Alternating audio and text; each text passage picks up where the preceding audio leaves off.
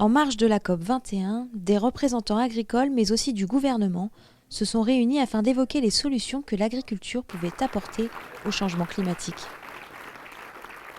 Entre 1990 et 2010, grâce à des innovations constantes, à l'amélioration des apports d'engrais, à la réduction du nombre de vaches laitières au rythme des progrès génétiques, les émissions causées par l'agriculture, et notamment par l'élevage, ont baissé significativement en Europe.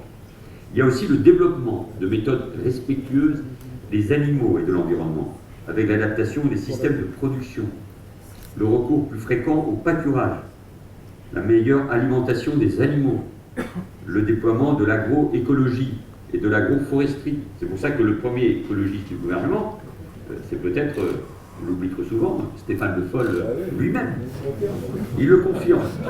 Il y a enfin, et peut-être surtout, les possibilités que vous exploitez pour stocker le carbone dans les terres, pour produire de l'énergie avec le développement de la méthanisation et de la production d'énergie. Et il suffit, comme nous le faisons, moi un peu moins que vous, d'aller sur le terrain et de visiter ces fermes qui sont à la pointe dans ce domaine-là et que nous devons aider.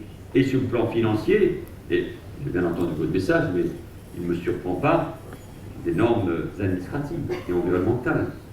Vous avez en charge nos campagnes, nos paysages si beaux et notre patrimoine naturel.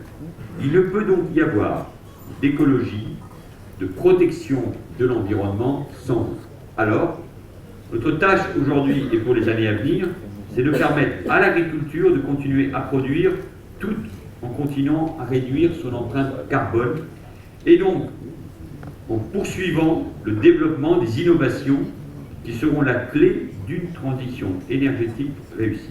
Il faut des occasions comme des rassemblements comme la COP 21 pour prendre conscience sans doute des difficultés dans lesquelles nous sommes, de l'urgence aussi à apporter des réponses et des réponses durables, mais on fait parfois un peu difficilement la distinction entre ce qui relève justement de ces grandes sphères internationales où pendant 2 semaines, 3 semaines, on va mettre la focale, et finalement toutes les initiatives que prennent aujourd'hui les citoyens, les entreprises, les exploitations agricoles, les collectivités.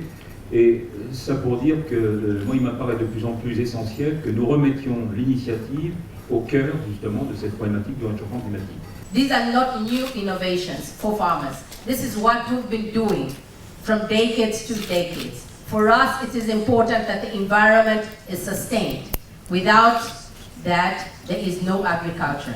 So as farmers, we think that it is not only that we should bring to the table what our solution is, but somebody has to be also ready to pay for what it costs the farmer to be able to produce this food.